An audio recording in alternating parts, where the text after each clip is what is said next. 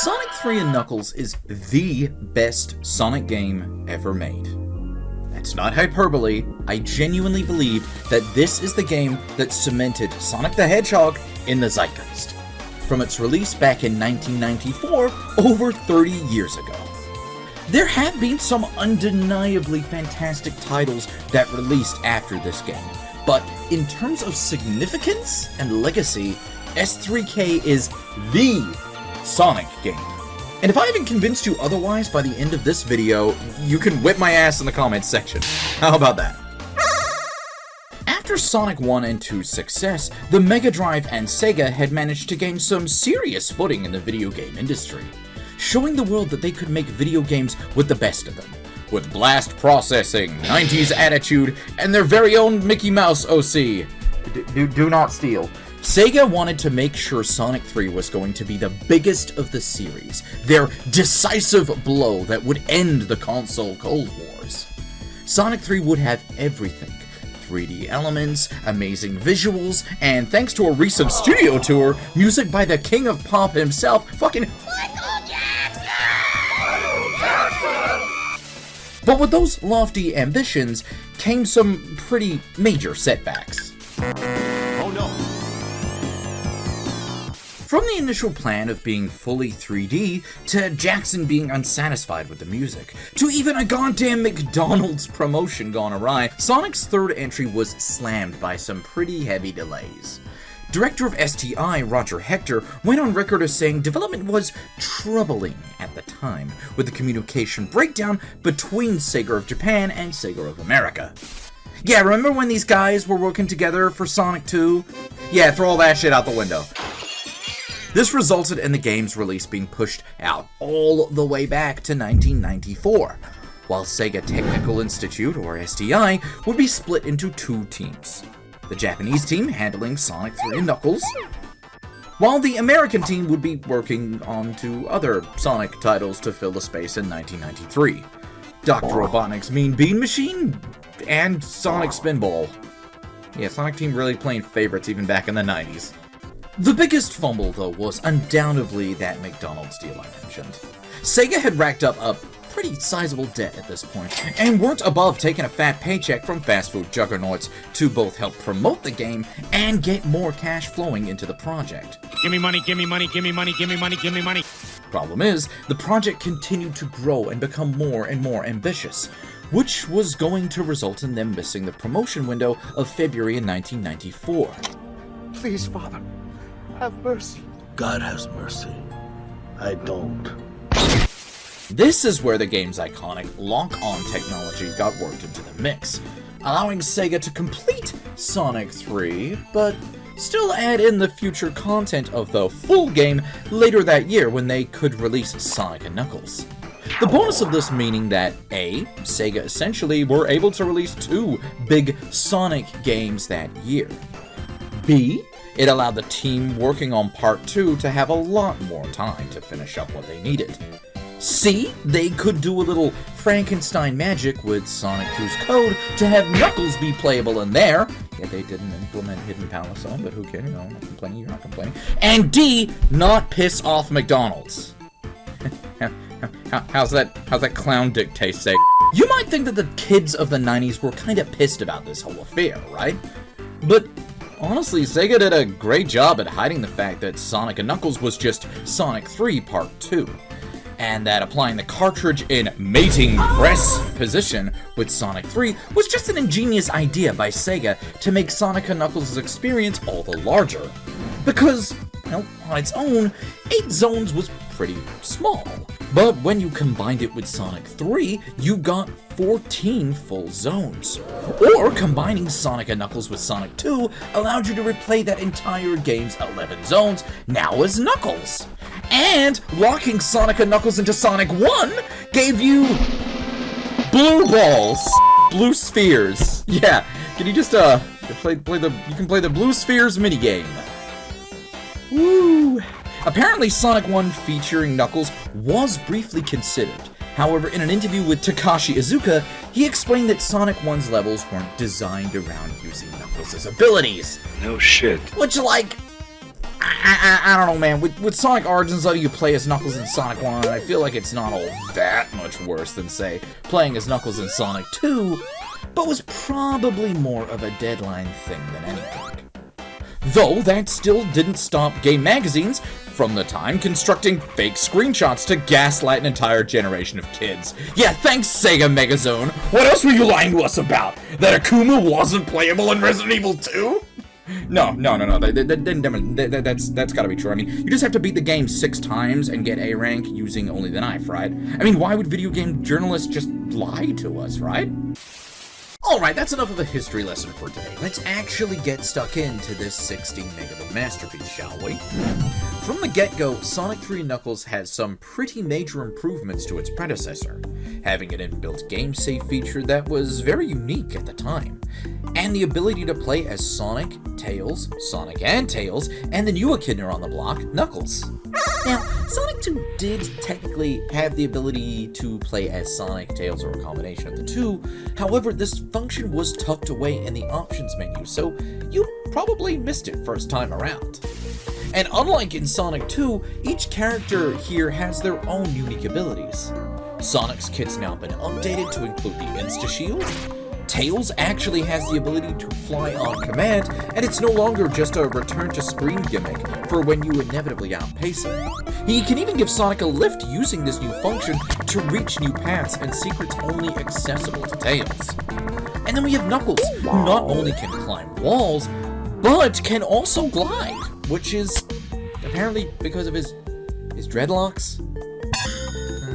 Moving on. Sonic 3 Knuckles actually has a lot of series firsts that made this game so special. Aside from the stuff we already touched on, Sonic 3 also added in zone transitions, cutscenes, sub-bosses, X-specific music, elemental shields, and the piece de resistance, the Super Emeralds. Now, while Sonic 2 introduced us to Super Sonic, Sonic 3 busted out a powerful "Hold My Beer" moment and gave us the series' most busted super forms yet. So busted, in fact, that Sega can't seem to decide if they ever want to bring them back or not. And these were the Hyper forms. See, once you collected all 7 Chaos Emeralds, you can kinda just blast through all of the Sonic 3 portion of the game. And it really isn't hard to have all 7 of these by the time you reach Marble Garden Zone. However, Sega clearly knew this, and wanted to make sure players had an even greater challenge when they got to the Sonic and Knuckles portion of the journey. Enter the Super Emeralds. Once the 7 Chaos Emeralds are placed at the Shrine of the Master Emerald, Sonic and his friends can take a shot at the 7 new special stages, in an effort to restore one of the 7 emeralds to their super forms. Now, you do lose the ability to go super because of this, but for a far cooler payoff if you can manage to unlock these new forms. For Sonic, this form gives you even more acceleration, higher jumping, and a screen-wiping aerial attack in the Hyper Flash. For Tails, he kinda missed the boat on a super form when he collected all of the 7 Chaos Emeralds initially. But once you have the 7 Super Emeralds, you unlock his super form? But Tails' super form is far more unique than Super Sonic's base form. Aside from the obvious improvements in his acceleration, jump height, and flight, he also now has these 4 super flickies that encircle him and home in on nearby enemies. And finally, we have Hyper Knuckles. Now, unlike Tails, Knuckles actually did have a base super form. And they really did shortchange our little buddy, huh? But with Knuckles' new Hyper form comes the Gliding Shockwave attack. It essentially acts like Hypersonic's Flash, just when you glide into a wall, it does like an earthquake effect and clears the screen. Now, none of these new Hyper abilities are really needed to beat the game, but instead serve as a way to blaze through the game feeling like a god. And with that new save feature, you aren't just losing all of your hard work on a console reset. Honestly, thank God for this function. I really wish, in retrospect, Sonic 1 and 2 also included these features. Not that either of them are too long to finish in one sitting or anything, but just so I could replay specific zones whenever I have the hankering, you know? And that will always be one of my favorite functions in Sonic 3 and Knuckles, and it's being able to just flick through the stages on the menu screen and go, what I feel like playing through at this moment. If you don't have the time for a full playthrough of the game, but just want to zip through one or two of your favorite zones, you know, without having to input that crazy cheat code in that tiny window at the start of the game, now you can. Though, truth be told, as soon as I pick any zone, I'm gonna have a pretty hard time just putting down the Genesis controller to do something else. Sonic 3 and Knuckles has, by far, the best soundtrack of the Genesis era. Hell, it's gotta be in the top 5 of the all-time best video game soundtracks. Somehow, the console that was infamous for those metal twangy sounds of that old Yamaha sound chip managed to play us a symphony that has been living rent-free in my mind and the minds of others for over 30 years. From the beautiful tones of Hydro City Act 2 to the perilous beats of Flying Battery Zone, Sega weren't pulling their punches with this one, with a whopping 17 credited composers and contributors to the soundtrack, and an 18th for the uncredited Smooth Criminal himself. Every single act of every single zone had its own unique theme. Even the individual bonus stages and two-player racing stages. Listen, you know that I can go on about this game's soundtrack, zone by zone, praising every second of this perfect music.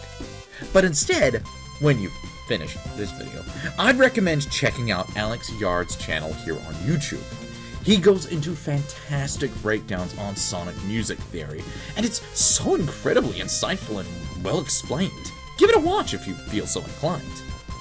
I'm not going to be going on too long here about what tracks I love and such. Look, it's all good. But I did want to explain the why. See, each stage in Sonic 3 and Knuckles has a sort of emotional tone to it. Part of it is created by the gorgeous visuals, but the rest of it is through the music. These two elements are working in tandem to tug on your emotions while you're playing. From that stressful buildup in your chest when you reach Hydro City Zone Act 2 for the first time, to the sense of wonder you feel when you reach Lava Reef Zone Act 2. All subtly built up without even a second of exposition. It's truly masterfully done, and to me, tampering with this game's soundtrack is a massive sin. It's like drawing a little mustache on the Mona Lisa or something. It's just fucked up. You don't do it. I don't think the Sonic franchise as a whole would be the same without Sonic 3 and Knuckles. So much of the Sonic universe can trace its routes back to this game. The introduction of Knuckles, the floating islands, the significance of the Master Emerald, the Super Showdown every Sonic game now includes. While other games in the series that came before definitely added to the growing lore of Sonic, like the 7th Chaos Emerald and Tails from Sonic 2 for example, or Amy and Metal Sonic from Sonic CD, Sonic 3 and Knuckles had this amazing connective tissue between everything that pulled it all together. It looked back at what came before and thought, we can't just fade to black and drop in somewhere completely different. That's lazy. It took those little moments that game manuals would normally flesh out and projected them onto the screen, showing firsthand what Knuckles was doing to hinder our heroes. The moment he realized Robotnik was playing him, and the moment he turned to us for help. Even with modern-day Sonic releases, with the Sonic community, they're always torn on if the latest outing of our favorite Hedgehog is course for celebration or riding in the streets. Now, I've been enjoying Sonic 3 and Knuckles since its initial release, when I was just a small little skunkling, trying my best to not choke on Lego and spell the word couch correctly. And in the 31 years since, I've revisited this game more times than I can count. It's the kind of game that never feels bad to play through again. I get that same rush I got as a child on booting up the game and seeing that intro. And there are only a small number of games that can make me feel this way. While some games you might love, but replaying them from start to finish can be a bit of a debilitating experience because of that one part or that one mechanic, Sonic 3 and Knuckles really is the perfect game. Even my least favorite stages are like friends I'm happy to see again. Someday, I'm going to make some kind of list video talking about my top 10 games of all time. And I know already that Sonic 3 and Knuckles is going to be fighting hard for the top of that list. But for now, I think I've gone on long enough about this masterpiece. Thank you all so much for watching. And I gotta know, if you initially did click this video and felt that Sonic 3 and Knuckles wasn't the most significant title in the franchise, did I change your mind? I truly hope so, or at least that I gave you some food for thought about the game and its impact. If not, well, you probably didn't stay all the way to the end here just to whip my ass, right? Right? Guys? Why are you all looking at me like that? Stop!